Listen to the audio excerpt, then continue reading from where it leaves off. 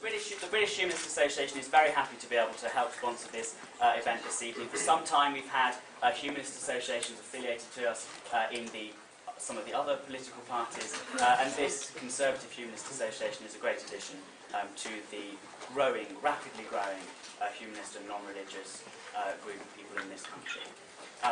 As humanists, obviously, we look to reason, evidence and science to understand the world. We base our ethics on principles of human welfare and human fulfillment, on freedom and autonomy, and I like to think those are principles that can be non-partisan in today's society very much.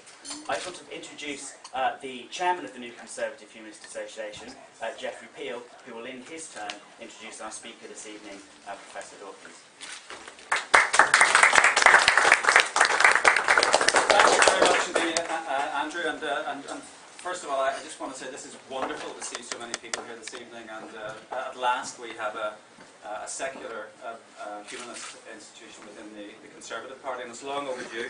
Andrew approached me a few months back, John and a few of us who had shown an interest in this whole idea, and this association is just a few months old, and we thought, wouldn't it be wonderful, wouldn't it be absolutely wonderful if we could have Professor Richard Dawkins here to speak to us this evening. And well, here he is. So it's absolutely wonderful. Just a personal note, you'll probably gather from my accent that I'm originally from Northern Ireland. I'm Vice Chair of the Conservative Party in Northern Ireland, and we campaigned for years to have the Conservative Party recognise the model associations in Northern Ireland, and they did. And that makes the Conservative Party better than any other national political party, because we have a modern, pluralist, democratic political party active in Northern Ireland, and give people there the chance to vote not for a sectarian political party, but a proper modern party that's going to form the government of the United Kingdom.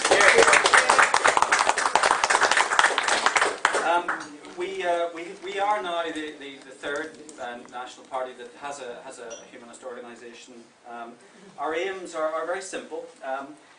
We have a moral responsibility to base political decisions and policy on rationality rather than mumbo jumbo, and we inculcate that whole idea into the shadow team and ultimately into the Conservative government.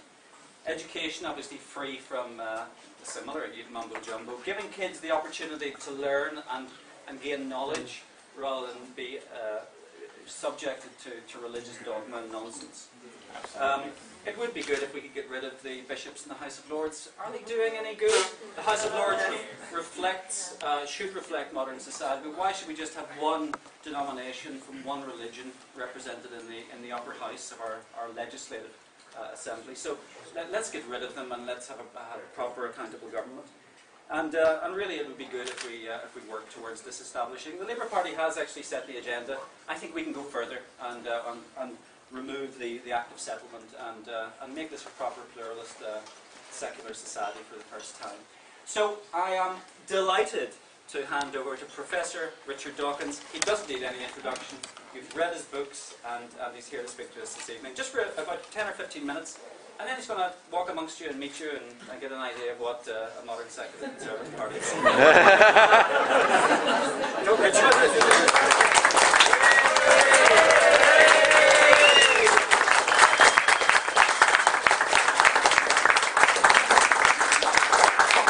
thank you very much for that wonderful welcome. I should first confess I've never actually voted Tory in my life.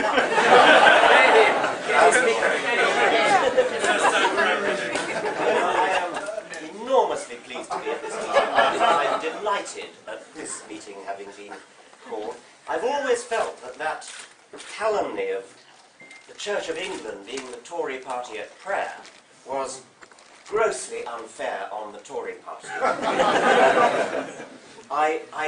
Since being invited to come here, I've had a look at the Conservative Humanist Association website, and I must say I was completely bowled over. It is a wonderful website, completely unexpected, to me at any rate, and I have recommended it on my own website, and I wish you could export some of this sensible thinking to the United States of America, where it is so...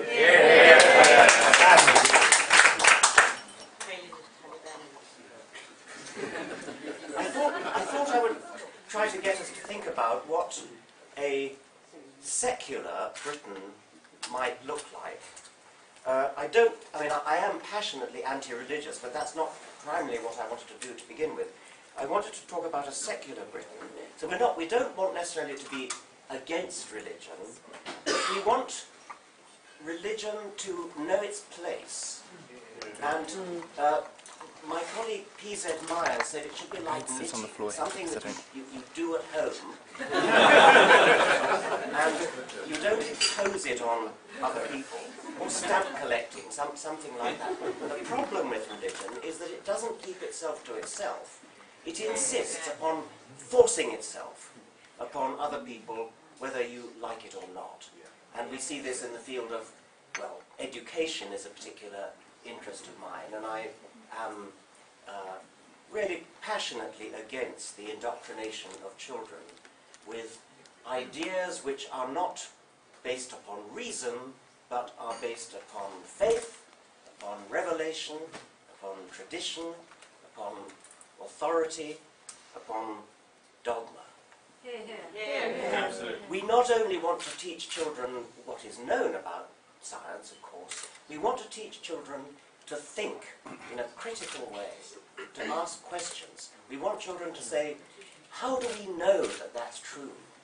Don't just accept that something is true because your parents have told you or because your teachers told you. Ask how your parents know that that's true. Ask how your teachers know that that's true. In medieval times, there pretty much wasn't any other way to know apart from what the priest and people told you. But now we have the benefit of centuries of science, and we now have the possibility to teach children things. I once began a lecture which said to children, you could give Aristotle a tutorial and thrill him to the core of his being. That is the privilege of any child properly educated in the 21st century. The privilege of being able to tell one of the greatest thinkers of all time, for example, Aristotle, even Newton, you could give a tutorial to and thrill him to the core of his being. And that's any educated child, any properly educated child today.